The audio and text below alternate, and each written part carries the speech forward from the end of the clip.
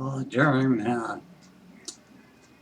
my high school teenage years, we had a class called American History. And I thought that was very boring. I didn't like that at all. Uh, I'd be interested in it today. But when I was a teenager, I thought it was so boring. I didn't like it at all. I don't know if anybody did in the class. Maybe they did. But anyway, she digressed one time and she went into these two words, intelligence and and intellectual. Are you an intelligent person or are you an intellectual person? Well, I think intellectual people are like Bill Clinton was certainly an intellectual. Albert Einstein was intellectual. Gore Vidal, certainly an intellectual guy. But she said you can be intelligent, but not be an intellectual. But she said if you're an intellectual, you had to be intelligent. Well, isn't that interesting? Yeah. Well, I guess that means if you catch on to things easily and you understand quickly and you consider to be a smart person, you catch on right away. You could be considered an intelligent person. But can you talk about current events? Do you have a sense of history? Can you talk about the origin of the universe?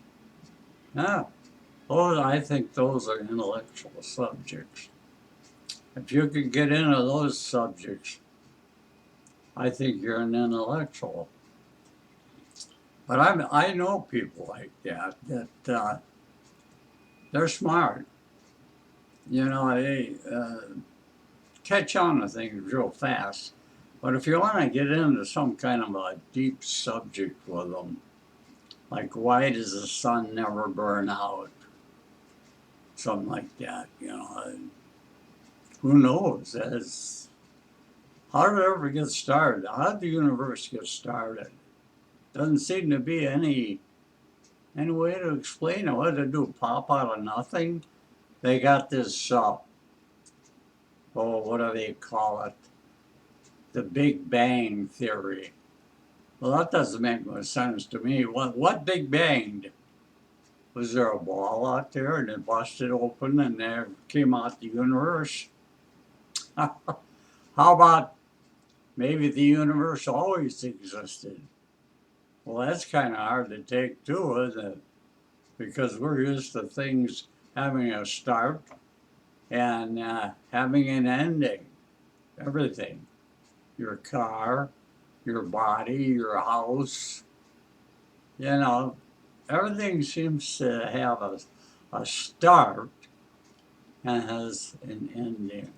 But you can't just have existed all the time, but can you really verify them? Does that seem sensible? Uh, it's hard to imagine that the universe always existed. We find that hard to take too. But anyway, that's an intellectual subject, isn't it? Yeah. Well, give me your opinion on my lonely little YouTube site here. I'd like to know what you think about that. Do you believe in the Big Bang Theory? Even Hawking seems to refer to it the Big Bang Theory. And the astronomers are always talking about, well, this is going to tell us something about the origin of the universe. It is? they're always after that. Oh, this will help us explain the origin of the universe. Oh yeah, I don't know about that. Somehow you went from nothingness to somethingness. That's a tough one to take too, isn't it? So what are you, intelligent? You catch on something real easily. You understand the thing. But if you get into a deep subject, uh, maybe you're not so good at that. I think I've noticed, those two types of people. You'll catch on quick, but if you want to get onto a really deep subject with them, then we got time for you, right? I don't know for sure. Well, I think it's an interesting thing, to. Uh,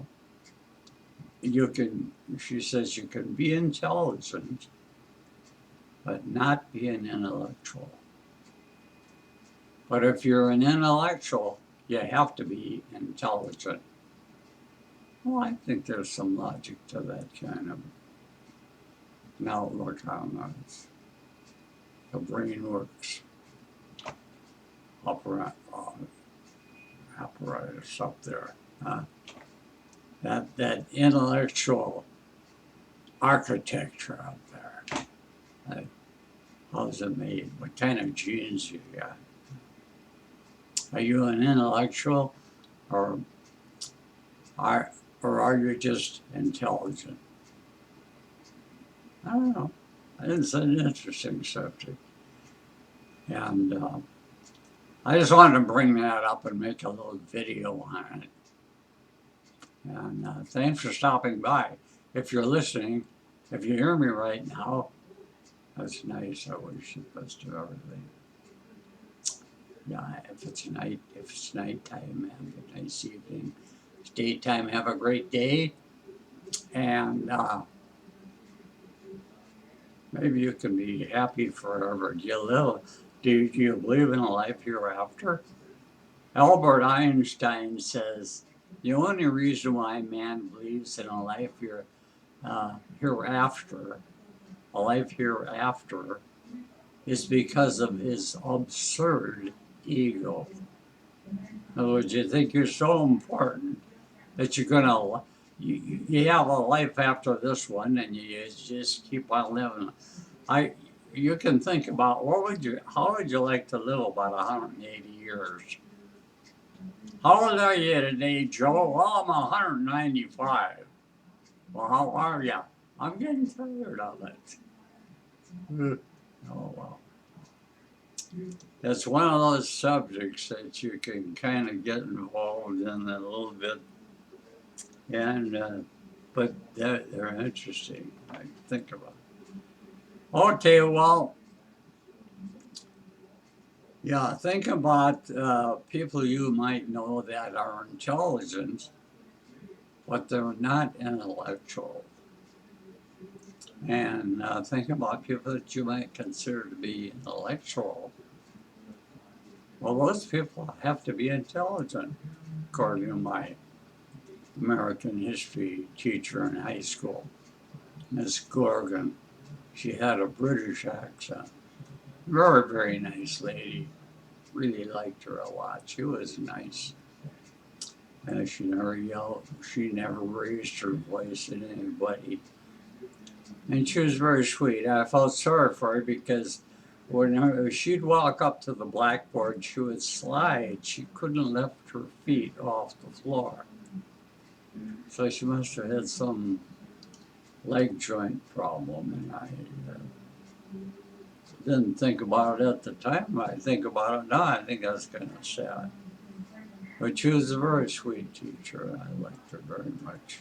Yep. Okay, well, thanks for listening in, and I hope you're not bored to death. Okay, bye for now.